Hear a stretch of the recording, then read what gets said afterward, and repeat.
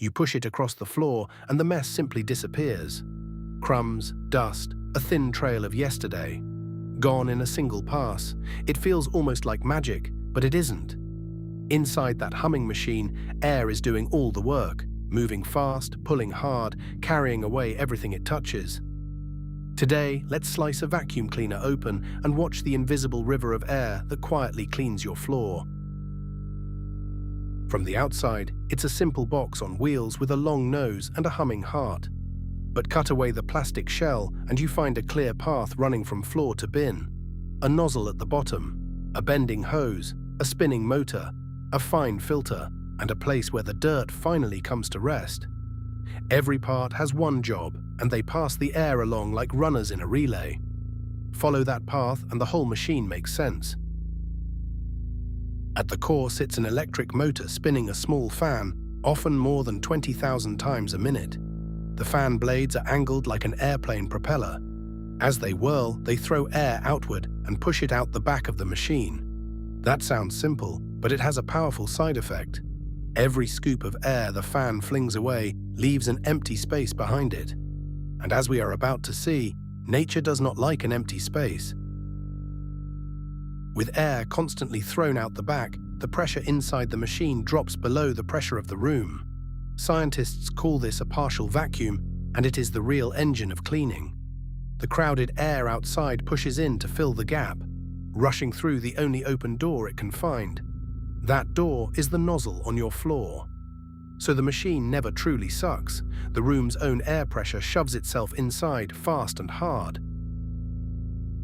At the floor, that rushing air squeezes through a thin gap in the nozzle, and squeezing makes it speed up.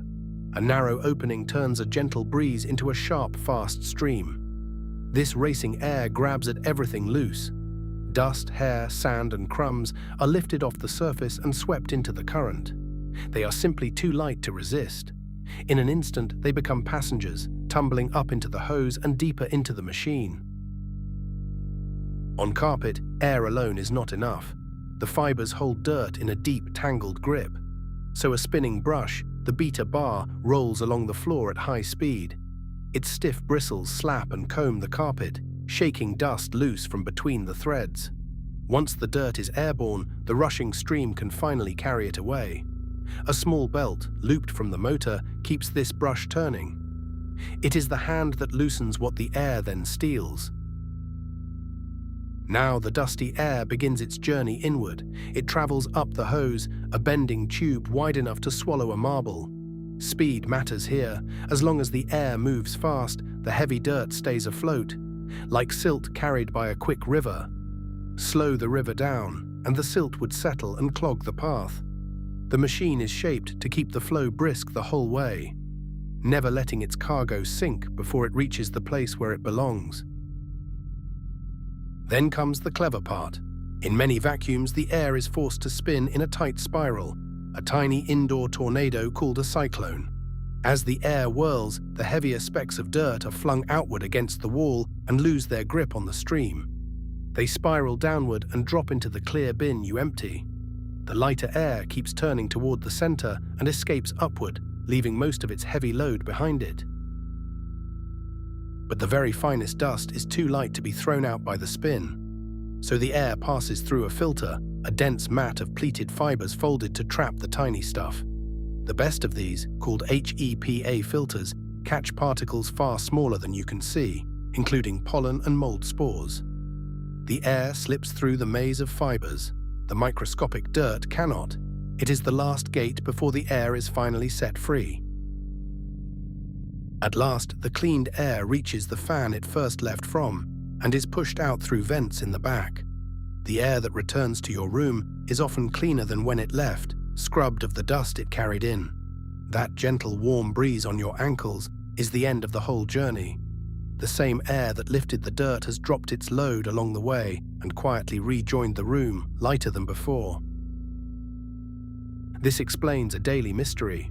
When the bin or bag fills up, your vacuum seems to lose its strength. The packed dirt clogs the path, and the air can no longer flow freely. With the river blocked, the fast stream stalls and slow air simply cannot carry dirt. The same thing happens when a sock jams the hose. Clean the filter, empty the bin, clear the tube, and the airflow returns. Suction was never the point, flow was. So here is the whole machine, start to finish. The motor spins the fan throws air out the back and leaves low pressure behind. Room air rushes in through the narrow nozzle while the brush shakes dirt loose from the carpet. The fast stream carries that dirt up the hose.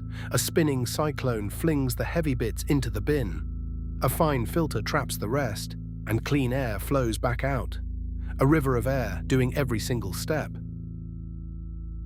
None of it would work without one quiet truth. The machine does not pull the dirt in.